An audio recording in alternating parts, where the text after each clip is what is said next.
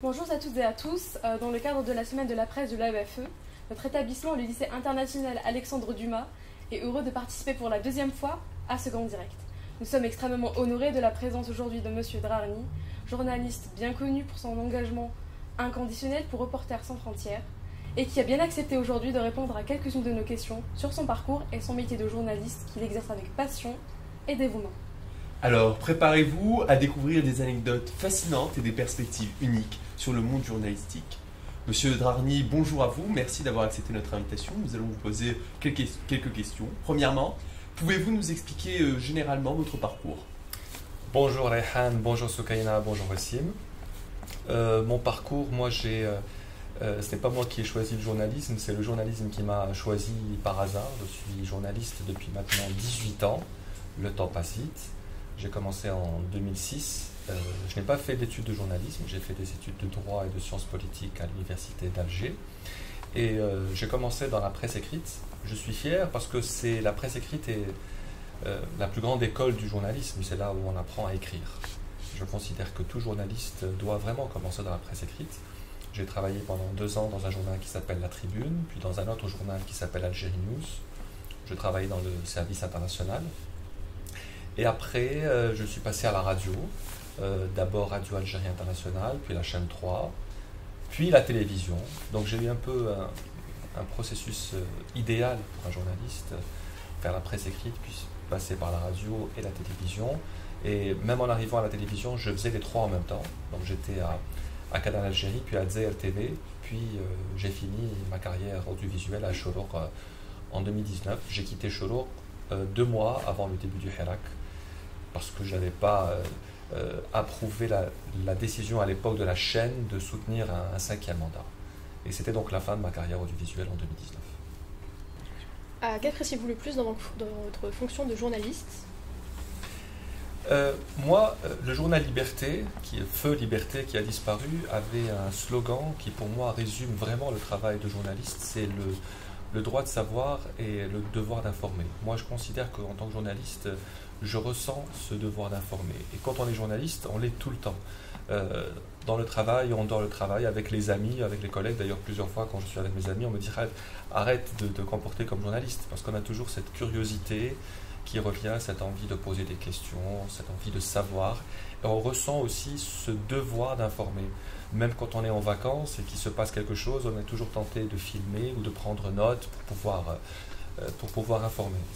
Je pense que c'est l'aspect le plus captivant dans ce métier, c'est qu'on aime ce qu'on fait, on aime informer et de manière générale, les gens ne peuvent pas vivre sans journalistes. C'est parfois un métier impopulaire, beaucoup de gens n'aiment pas les journalistes, mais personne ne peut se passer des journalistes. Menez-vous actuellement, monsieur, un projet qui vous tient à cœur et que vous tenez à nous partager aujourd'hui? En ce moment, mon plus grand projet, c'est la défense des journalistes, ceux victimes de persécutions, ceux qui sont emprisonnés, ceux qui sont arrêtés. Je représente une organisation non gouvernementale, RSF, qui s'occupe de ça. Je pense que tout journaliste doit protéger et défendre les autres journalistes. Et je considère que s'il y a un seul journaliste en prison, alors tous les journalistes sont en prison. Donc le projet pour lequel je me consacre entièrement aujourd'hui, c'est la défense de mes collègues en Algérie, en Afrique du Nord et dans le monde, parce qu'ils ont besoin tous de notre soutien. Monsieur Drarni, quelle est l'importance de la liberté de la presse pour la démocratie et le développement d'un pays comme l'Algérie? Je pense que ce n'est pas propre à l'Algérie que chaque pays qui se veut être moderne doit avoir une presse libre et indépendante. La presse participe à développer le pays, à informer les gens, à faire triompher la vérité. Il ne peut pas y avoir de pays sans justice, mais aussi sans presse libre et indépendante. Et tous les pays où la presse n'est pas libre et indépendante rencontrent des problèmes et font tout pour cacher la vérité ou pour la camoufler. Mais comme on dit, la vérité finit toujours par triompher. Et c'est le rôle de la presse, et c'est le rôle du journalisme de faire triompher la liberté. Donc il ne peut pas y avoir de pays moderne, de pays démocratique, sans une vraie presse et sans un journalisme libre. Si vous aviez la possibilité de remonter le temps, quel conseil donneriez-vous à votre plus jeune moi, celui qui commençait dans le journalisme et dans la carrière de journaliste militant surtout? Le conseil que je donnerais, c'est d'abord de persévérer, quelles que soient les difficultés. C'est de persévérer, c'est de croire en son travail, croire aux qualités du journalisme telles qu'ils sont étudiées, telles qu'on les apprend, c'est de ne pas céder aux pressions, de ne pas céder aux menaces, sinon aller faire un autre métier.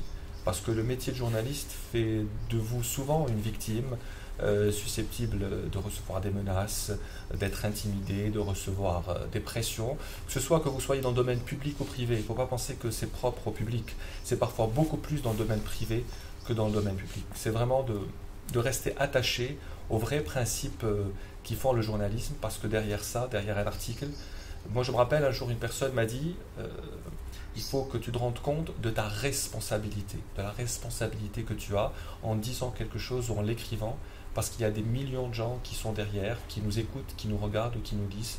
Et donc on a cette responsabilité qu'on doit assumer envers ces personnes.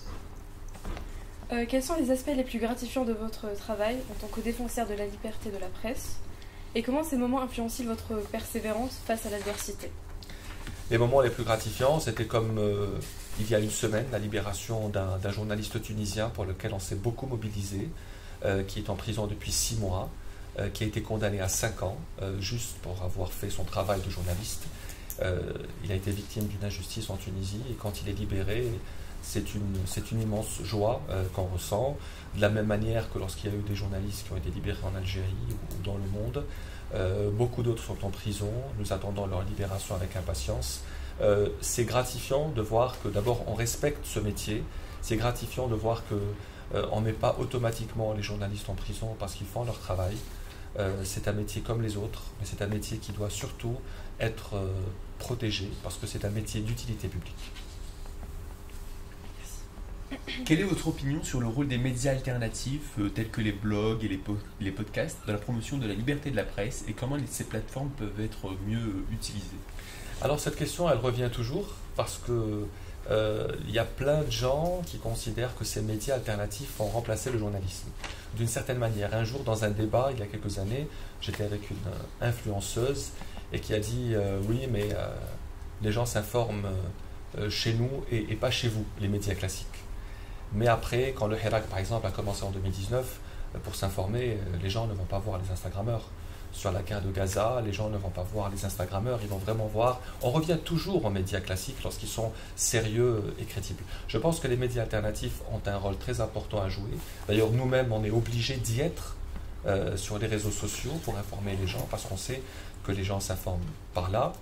Mais en revanche, ces médias alternatifs, ils sont tellement nombreux, tellement peu contrôlés, que parfois, ils ne donnent pas toujours la vraie information. C'est pour ça qu'il faut qu'il y ait une double responsabilité, la responsabilité de ces médias envers les gens, et la responsabilité des gens aussi qui les écoutent, à faire très attention et toujours à faire ce que font tous les journalistes, toujours vérifier l'information. Quelle est l'anecdote la plus mémorable dans votre carrière de journaliste? Ça dépend les anecdotes, si elles sont bonnes ou mauvaises. J'en ai eu beaucoup dans ma carrière de journaliste.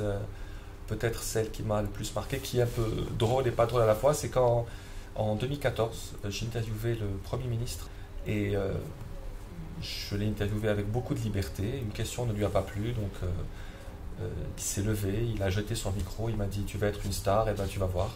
Et on m'a viré de mon travail en 2014. C'était une anecdote qui m'avait beaucoup marqué parce que je ne pensais pas qu'on pouvait arriver à ce stade d'intimidation envers un journaliste. Ça remonte à très longtemps et depuis je lui ai vraiment pardonné. Quels sont les défis auxquels les journalistes algériens sont confrontés actuellement et quels seraient les moyens utilisés pour améliorer la liberté de la presse en Algérie et de manière générale dans le monde? Les journalistes algériens sont confrontés à beaucoup de défis. Et moi, je pense que le défi, ce n'est pas juste une question de liberté de la presse ou en droit politique. Les défis, c'est aussi le défi de la formation, c'est le défi du contenu. Moi, je n'ai pas fait des études de journalisme, mais les gens ne disent pas que du bien, par exemple, de la formation qui existe en journalisme aujourd'hui en Algérie. Donc, c'est un défi important d'améliorer sa formation, d'améliorer le contenu de toutes nos productions journalistiques, que ce soit dans un journal, à la radio, à la télévision ou sur les réseaux sociaux. Et je pense que les journalistes doivent vraiment être solidaires entre eux, ce qui n'est pas toujours le cas. Ça, c'est pas propre à l'Algérie, mais c'est dans le monde entier. C'est rare parfois de trouver que les journalistes se solidarisent avec d'autres journalistes ou qu'ils pensent à eux. Et parfois, ils pensent plus à leurs droits socio-professionnels et à leur salaire qu'à leurs droits politiques en termes de liberté de la presse.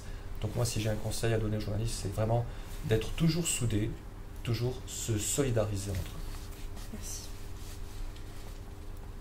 Quelle nécessité trouvez-vous à la semaine de la presse? Je pense que c'est important. Déjà, ça rappelle aux élèves que c'est un métier important. Je pense, si je ne me trompe pas, qu'il y a de plus en plus d'élèves qui choisissent de faire cette profession parce que ça les intéresse, et je pense que c'est notre rôle aussi de vous faire intéresser à cette profession parce que c'est un des plus beaux métiers du monde, le métier d'informer les gens, le métier de transmettre les préoccupations, de transmettre les inquiétudes des gens, les peurs des gens. Le journalisme aide, sauve des vies tous les jours, que ce soit dans les guerres en informant, que ce soit quelqu'un qui n'a pas de quoi manger en informant. Donc je pense que c'est important, pendant toute cette semaine, de parler d'un des plus beaux métiers du monde et pourquoi pas vous faire réfléchir à le choisir plus tard ou pas. Ça dépend si vous voulez faire de l'argent, parce que ce n'est pas un métier qui fait gagner beaucoup d'argent aussi. Monsieur Drarni, nous allons passer maintenant à un concept qui est la boîte à questions. Nous allons vous poser des questions brèves et on a de même des réponses brèves. Je commence. Préférez-vous interviewer des personnes ordinaires ou des personnalités publiques? Il faut vraiment choisir? Vous pouvez zapper. Et vous avez Non. une minute. Personnalité publique. Est-ce qu'une figure historique ou contemporaine vous influence dans votre parcours journalistique? Je pense qu'on est influencé par beaucoup de figures dans notre parcours de journalisme. Des figures plutôt dans le journalisme ou en dehors du journalisme. Une Déjà, personne. pour le journalisme, moi j'aime toujours rappeler quelque chose que les gens oublient. C'est que dans ce pays, dans notre pays, il y a plus de 100 journalistes qui sont morts, qui ont été assassinés dans les années 90. Et ça, il ne faut jamais l'oublier. Je pense que vous ne le saviez pas. Et je pense que c'est important de le dire à chaque fois, que des gens, plus de 100 journalistes se sont sacrifiés, ont été tués parce qu'ils étaient journalistes. Je pense qu'il faut le rappeler à chaque fois. Je pense qu'il faut leur rendre hommage à chaque fois. Et il faut faire aussi ce métier pour leur rendre hommage. Donc je pense que tous ces journalistes qui ont donné leur vie, d'une certaine manière, nous influencent chacun dans le métier qu'on a choisi, un métier qu'ils ont choisi eux il y a très longtemps. Avez-vous déjà été confronté à des défis linguistiques ou lors de couverture d'un événement à l'étranger par exemple? Les défis de langue? Oui. Oui, je pense que moi personnellement non, parce que je parle les 3 langues et je pense qu'on fait un métier qui nécessite de parler toutes les langues. C'est vraiment très important, que ce soit le français ou l'arabe par exemple, ce sont vraiment de grandes langues de journalisme dans le monde, surtout en Afrique du Nord et au Moyen-Orient. Mais je pense que lorsqu'on veut faire ce métier, il faut vraiment apprendre toutes les langues pour pouvoir parler à quiconque, quand on est en reportage, quand on est en mission. Il faut vraiment parler la langue des gens pour pouvoir transmettre vraiment leurs préoccupations. Vous, à titre personnel, avez-vous déjà utilisé des médias alternatifs tels que les réseaux sociaux pour diffuser vos reportages? Oui, et c'est pas que moi qui le fais, maintenant tous les médias classiques le font.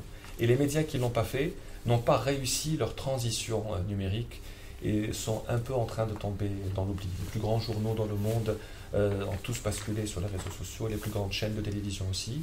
Et d'ailleurs, la majorité des gens ne s'informent pas directement sur les médias classiques, mais à travers leurs réseaux sociaux.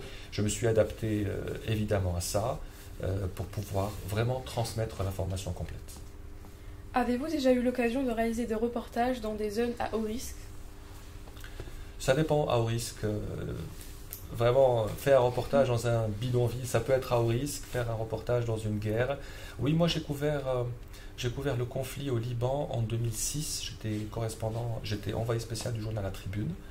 Et le Liban était en pleine guerre entre le Hezbollah et Israël. C'était au sud du Liban.